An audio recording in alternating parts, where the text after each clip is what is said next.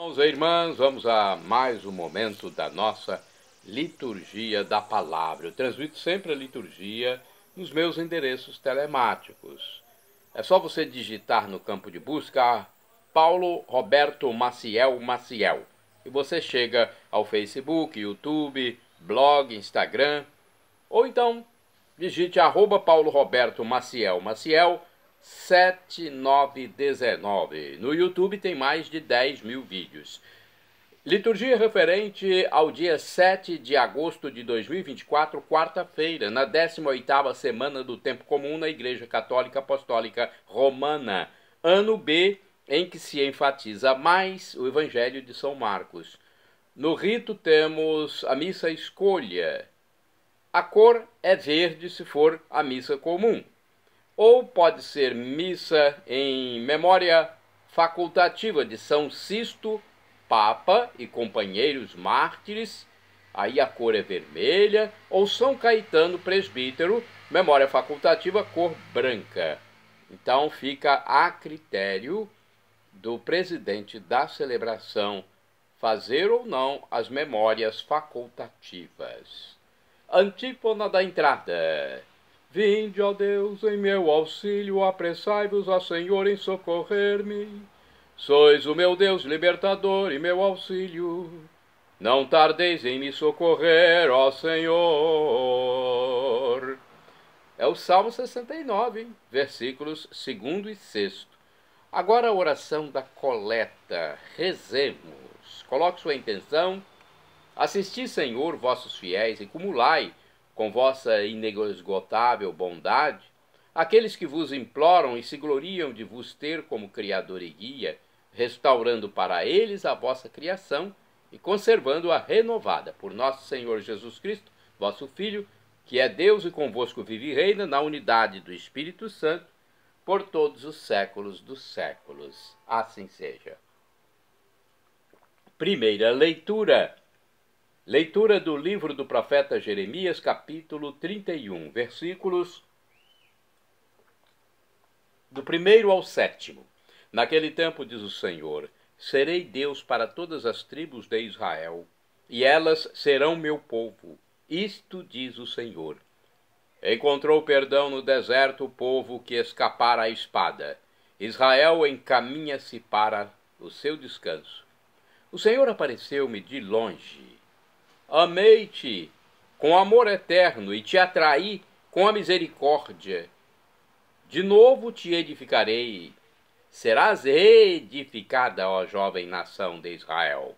De novo teus tambores ornarão as praças e sairás entre grupos de dançantes. Hás de plantar vinhas nos montes de Samaria. Os cultivadores hão de plantar e também colher. Virá o dia em que gritarão os guardas no monte Efraim: levantai-vos, vamos a Sião, vamos ao Senhor nosso Deus. Isto diz o Senhor: exultai de alegria por Jacó, aclamai a primeira das nações, tocai, cantai e dizei: salva, Senhor, teu povo, o resto de Israel. Palavra do Senhor, graças a Deus. Agora é o Salmo responsorial, que está no próprio livro do profeta Jeremias, capítulo 31, versículos do 10º ao 12b e 13, refrão 10º-d. O Senhor nos guardará, qual pastor a seu rebanho. Repitamos: o Senhor nos guardará, qual pastor a seu rebanho. Ouvi, nações, a palavra do Senhor, e anunciai-a nas ilhas mais distantes. Quem dispersou Israel vai congregá-lo e o guardará qual pastor a seu rebanho. O Senhor nos guardará qual pastor a seu rebanho. Pois na verdade o Senhor remiu Jacó e o libertou do poder do prepotente. Voltarão para o monte de Sião entre brados e cantos de alegria, afluirão para as bênçãos do Senhor. O Senhor nos guardará, qual pastor a seu rebanho. Repitamos. Agora não, daqui a pouco. Então a virgem dançará alegremente. Também o jovem e o velho exultarão, Mudarei em alegria o seu luto, serei consolo e conforto após a guerra. O Senhor nos guardará, qual pastor a seu rebanho. Agora sim, repitamos! O Senhor nos guardará, qual pastor ao seu rebanho. Aclamação ao Santo Evangelho. E depois vamos proclamá-lo. A proclamação do Evangelho de hoje é o que está no texto de Mateus ou Levi, capítulo 15, versículos do 21 ao 28. E a proclamação, a aclamação, melhor dizendo, é com Lucas capítulo 7, versículo 16. Vamos primeiro aclamar, depois proclamar. Aleluia, aleluia, aleluia, aleluia, aleluia, aleluia, aleluia, aleluia, aleluia, aleluia, aleluia, aleluia, aleluia, aleluia, aleluia, aleluia. Um grande profeta surgiu entre nós e Deus visitou o seu povo. Aleluia, aleluia, aleluia, aleluia, aleluia. Aleluia, aleluia, aleluia, aleluia, aleluia, aleluia, aleluia, aleluia, aleluia, aleluia, aleluia, aleluia. O Senhor esteja convosco, Ele está no meio de nós. Proclamação do Evangelho de Jesus Cristo segundo São Mateus, glória a vós, Senhor. Pelo sinal da Santa Cruz, livra-nos Deus, nosso Senhor, dos nossos inimigos. Naquele tempo, Jesus retirou-se para a região de Tiro e Sidônia. Eis que uma mulher cananeia, vindo daquela região, pôs-se a gritar: Senhor, filho de Davi, tem piedade de mim, minha filha está cruelmente atormentada por um demônio. Mas Jesus não lhe respondeu palavra alguma. Então seus discípulos aproximaram-se e lhe pediram: manda embora essa mulher, pois ela vem gritando atrás de nós. Jesus respondeu: eu fui enviado somente às ovelhas perdidas da casa de Israel. Mas a mulher, aproximando-se, prostrou-se diante de Jesus e começou a implorar: Senhor, socorre-me. Jesus lhe disse: não fica bem tirar o pão dos filhos para jogá-lo aos cachorrinhos. A mulher insistiu: é verdade, Senhor, mas os cachorrinhos também comem as migalhas que caem da mesa de seus donos. Diante disso, Jesus lhe disse: mulher, grande é a tua fé, seja feito como tu queres. E desde aquele momento, sua filha ficou curada. Aleluia, aleluia. Palavra da salvação, glória a vós, Senhor. Vamos agora aos comentários deste Evangelho.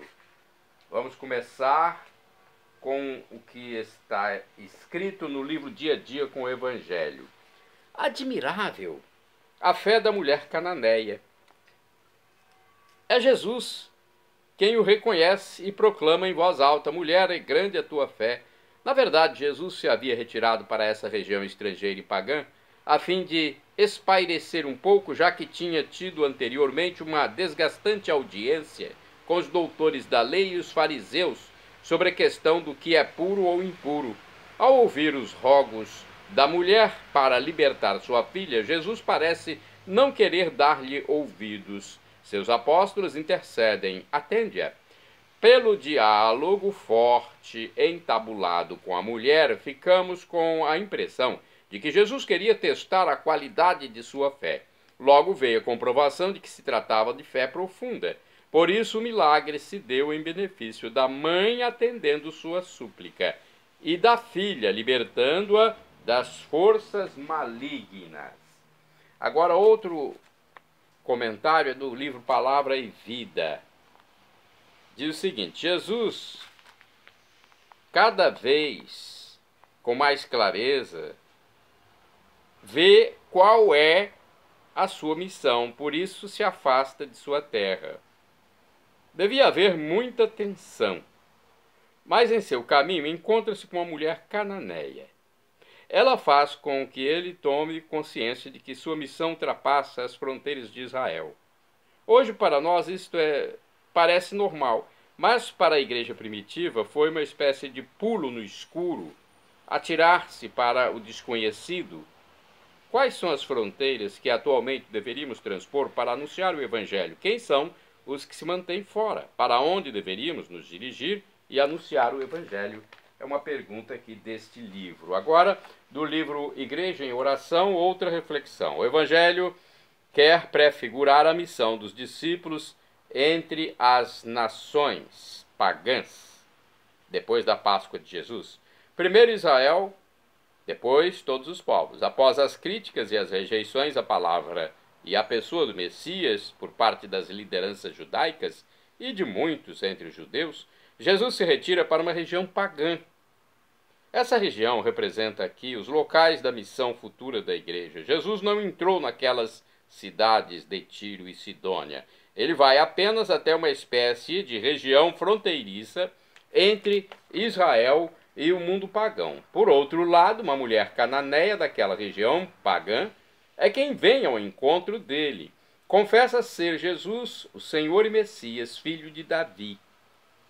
Suplica-lhe misericórdia em favor da cura de sua filha. A mulher insiste, demonstrando grande fé.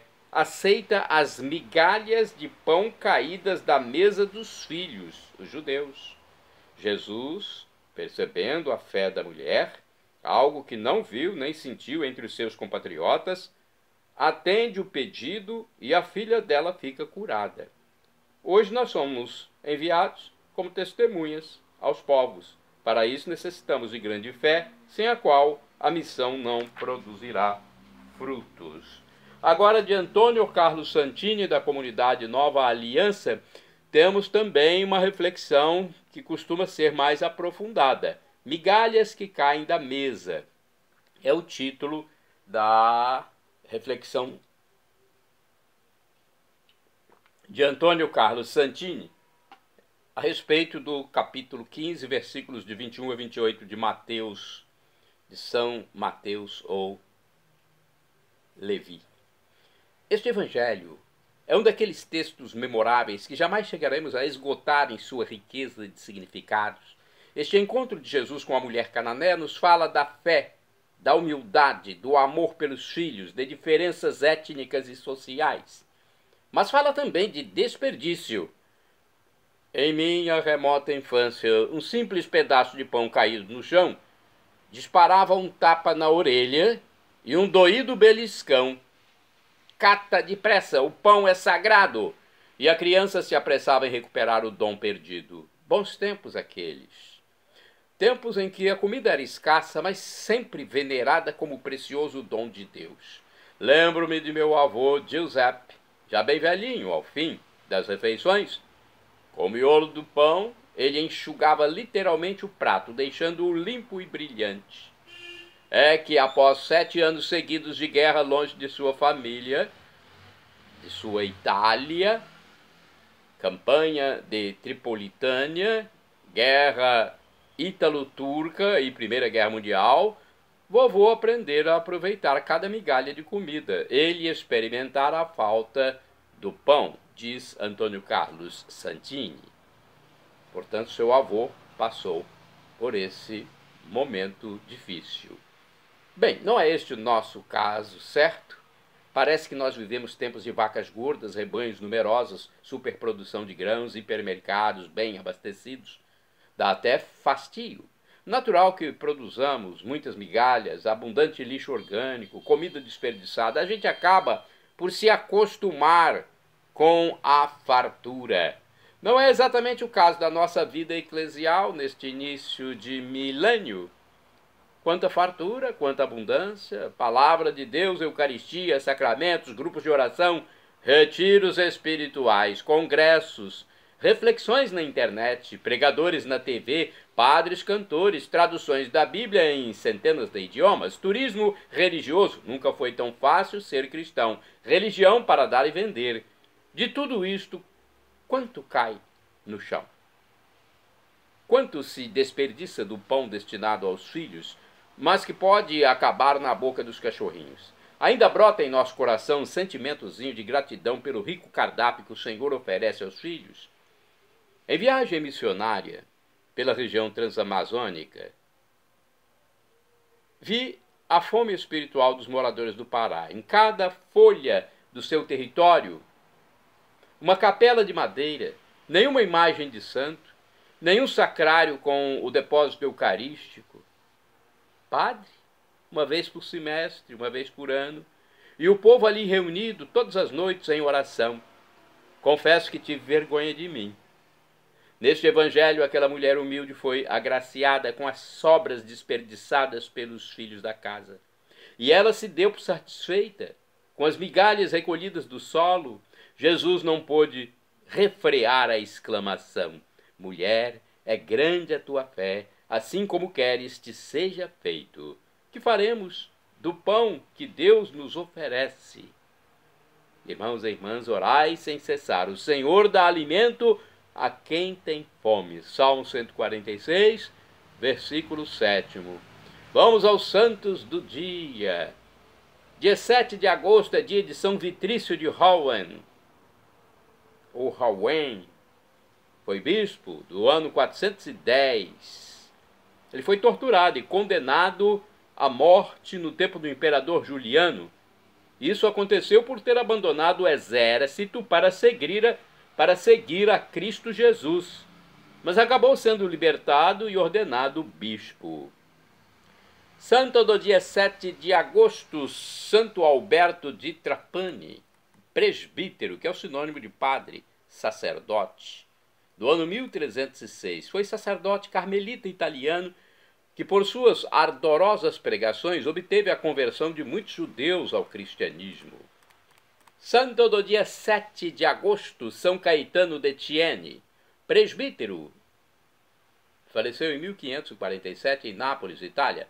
Dedicou-se às obras de caridade, especialmente ao cuidado de doentes incuráveis. Fundou a Ordem dos Clérigos Regulares Teatinos para a restauração da vida sacerdotal e religiosa. Conforme o site filhosdapaixão.org, São Caetano de Thiene foi talvez o primeiro de uma série de santos que a providência suscitou para salvar e reformar sua igreja no perturbado século XVI. Nasceu em Veneza em 1480, logo após o batismo. A mãe, profundamente devota, oferecia e consagrava a criança à Virgem Santíssima. E não ficou sem efeito a oração e as obras de caridade. Cursou os estudos de humanidades e formou-se em direito. Seguiu para Roma, colocando-se a serviço da Santa Sé sob o Papa Júlio II, em plena Renascença. Com 36 anos, decidiu consagrar-se à carreira eclesiástica e foi ordenado sacerdote pelo Papa. Em Roma, filiou-se aos oratórios do Divino Amor, que promoviam em comum a vida de piedade e de caridade, como antítese ao espírito mundano do tempo. Morto o Papa Júlio II, Caetano voltou para o norte da Itália, dedicando-se ao ministério sacerdotal, pregação e serviço de caridade, sobretudo nos hospitais.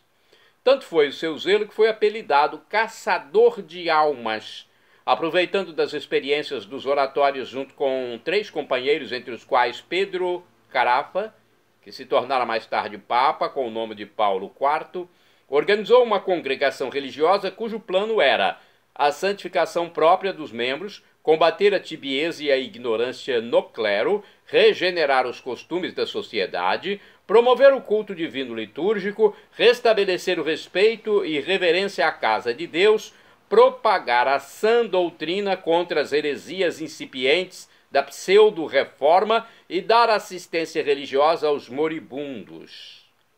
Pela grande confiança que alimentava na divina providência, deixou aos seus religiosos uma regra que os obrigava a uma rigorosa pobreza, proibindo-lhes não só de aceitar a mínima recompensa pelos trabalhos, mas vedando-lhes até pedir esmola. Por mais rigoroso que isto possa parecer, houve muitos que pediram ser aceitos como membros da nova ordem, que veio a chamar-se Teatinos, pela cidade de Teate, onde foi elevado o bispo a bispo o primeiro superior-geral da ordem, o futuro Papa Paulo IV. A primeira casa foi fundada em Roma junto da igreja de Santo André de Valle. Logo em seguida, São Caetano fundou uma outra em Nápoles. A obra de São Caetano foi uma inovação na vida religiosa no seio da igreja. Até aquele tempo só havia monges ou frades mendicantes, como os franciscanos e dominicanos, ainda muito presos às regras de clausura e de observância monástica. A revolução que se operava em todas as ordens da vida no começo da Idade Moderna requeria uma transformação de vida religiosa em mentalidade e organização. Para adequar-se ao dinamismo da época, era necessário tornar a disciplina da vida comum mais operacional, para poder dedicar-se integralmente ao apostolado, numa atividade de serviço social com fim caritativo e pastoral. Isto foi conseguido com a fundação da Congregação dos Clérigos Regulares.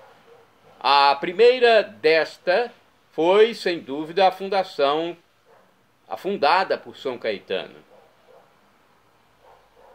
Este modelo foi seguido no mesmo século pelos barnabitas, jesuítas e outros que enriqueceram cada vez mais a igreja de forças novas no apostolado e evangelização. São Caetano deu toda a sua vida à nova atividade, querendo ser modelo e forma dos novos sacerdotes e apóstolos da sociedade. Ele faleceu com 67 anos de idade em Nápoles em 1547. Suas últimas palavras foram: "Não há outro caminho para o céu a não ser o da inocência e da penitência. Quem abandonou o primeiro caminho tem que trilhar o segundo." Santo do dia 7 de agosto, São Miguel de la Mora, presbítero e mártir, faleceu em 1927. Foi fuzilado em Colima, México, durante a perseguição contra a igreja. Para proclamar seu amor por Maria, quis morrer rezando o rosário. Ele foi então um padre, um sacerdote, sinônimo de presbítero. Beato Jordão Forzaté Santo, do dia 7 de agosto, foi um abade do ano 1248. Para escapar do incêndio que se alastrava em Pádua, Jordão Forzaté refugiou-se no mosteiro de São Bento. Ali permaneceu atraído pela vida religiosa. Santos do dia 7 de agosto, beatos Agatângelo de Vendôme e Cassiano de Nantes, presbíteros, ou seja, padres, sacerdotes, e também mártires. Faleceram no ano 1638. Foram religiosos capuchinhos, que na Síria, Egito e Etiópia procuraram reconciliar os cristãos separados com a igreja. Foram enforcados com os próprios cordões, por ordem do rei em Gondar, na Etiópia. Santo do dia 7 de agosto, beato Nicolau Postgate, presbítero, ou seja, padre, sacerdote. Nicolau Postgate foi também mártir. Faleceu em 1679. Foi enforcado durante o reinado de Carlos II da Inglaterra em York, por ser sacerdote. Santo do dia 7 de agosto, beato Edmundo Bojanowski, sacerdote. Faleceu em 1871. Fundou na Polônia a Congregação das Servas da Imaculada Conceição da Mãe de Deus, para a evangelização dos pobres e abandonados. Santo do dia 7 de agosto, São Sisto II, que foi papa, e companheiros, todos mártires, faleceram em 258. Sisto II foi preso durante uma celebração eucarística no cemitério de Calixto e morto por ódio à fé com 4 de seus diáconos. O Santo Papa Sisto II, a quem celebramos no dia 7 de agosto, foi um destes homens que soube transformar o terrível em glória a partir de seu testemunho de fé, amor e esperança em Cristo Jesus. Pertence à lista de 5 consecutivos papas mártires. São Sisto II governou a igreja durante um ano, 257 a 258. Neste tempo, semeou a paz e a unidade no seio da Igreja de Cristo. Foi Sisto decapitado pela polícia durante uma cerimônia clandestina que ele celebrava num cemitério da Via Ápia. Assim se procedia desde que o imperador Valeriano, que faleceu em 260, assim se procedia desde que esse imperador malvado estabelecera a pena de morte sem julgamento, só com verificação da identidade, contra os bispos, padres e diáconos da religião cristã. São Sisto II, rogai por nós.